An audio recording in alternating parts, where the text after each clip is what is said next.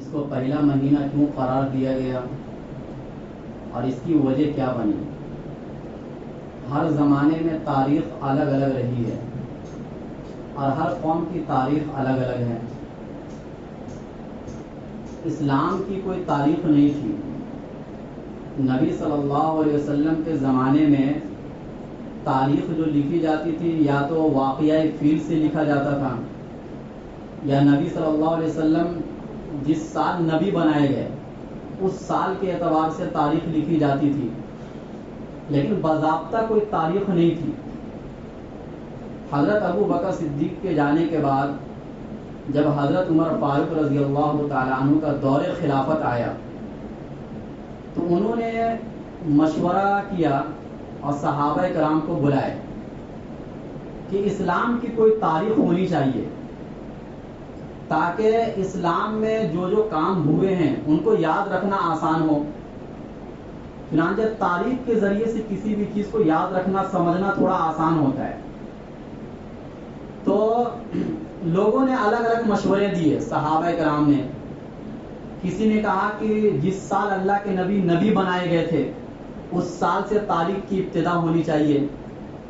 کسی نے یہ مشورہ دیا کہ جس سال اللہ کے نبی صلی اللہ علیہ وسلم غزوہ بدر کے اندر فتح حاصل کیے، مسلمانوں کی جس دن فتح ہوئی ہے اس دن سے تاریخ کی ابتدا ہونی چاہیے۔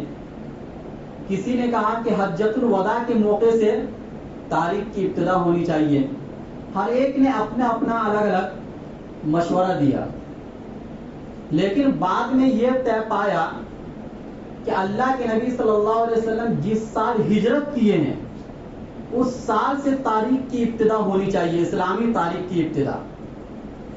اور اس کی وجہ یہ ہے کہ اگر آپ نبی کی زندگی پر غور کریں گے تو دو زمانے بنتے ہیں، ایک ہجرت سے پہلے کا زمانہ اور ایک ہجرت کے بعد کا زمانہ۔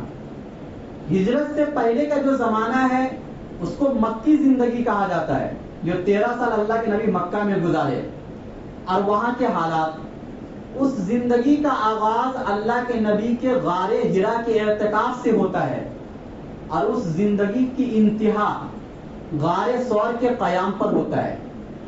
جب ہجرت کیے تھے تو غار ثور میں اللہ کے نبی صلی اللہ علیہ وسلم قیام کیے تھے، اور مکہ کی زندگی کی مدینہ کی زندگی کی ابتدا ہجرت سے شروع ہوتی ہے، اور اللہ کے نبی جو آخری حج فرمائے حجۃ الوداع وہاں اس زندگی کی انتہا ہو جاتی ہے، یعنی مدینہ کی زندگی کی انتہا حجۃ الوداع پر ہوتی ہے کہ سارے احکام وہاں تک اترے۔ اگر آپ ان دونوں زندگی پر غور کریں گے تو ہجرت سے پہلے کی جو زندگی ہے اسلام کے پھیلنے کی زندگی نہیں ہے، بلکہ تکلیف کی زندگی ہے، چھپ چھپا کر عبادت کرنے کی زندگی ہے۔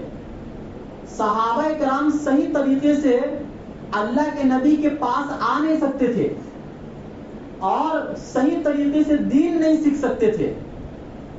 اگر کسی کو پتہ چل جاتا تھا کہ یہ مسلمان ہے تو اس کو تکلیف دیتے تھے، اور وہیں جب ہجرت کر کے اللہ کے نبی مدینہ گئے تو ایک مرکزی شہر اسلام کو حاصل ہوا، اسلام کے پھیلنے کا دور شروع ہو گیا، صحابہ کرام کھل کر عبادت کرنے لگ گئے، اور اللہ کے نبی صلی اللہ علیہ وسلم کے پاس ہر وقت آنے جانے کا موقع صحابہ کو ملا، جس کی وجہ سے دین سیکھنے کا موقع ملا ان کو۔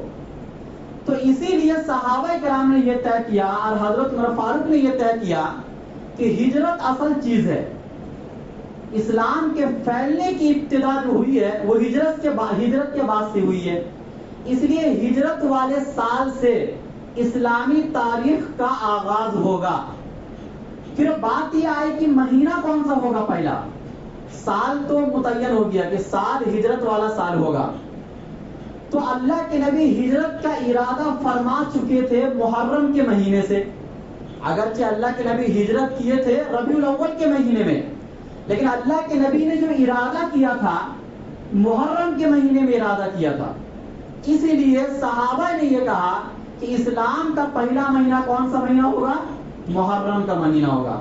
اب یہ بات طے ہو گئی کہ پہلا مہینہ محرم کا مہینہ ہوگا، اور سال کا جو آغاز ہوگا وہ ہجرت کے سال سے آغاز ہوگا. اس لیے اب ہم کہتے ہیں کہ نبی صلی اللہ علیہ وسلم کو گئے ہوئے 1444 ہجری. اس کو پہلا مہینہ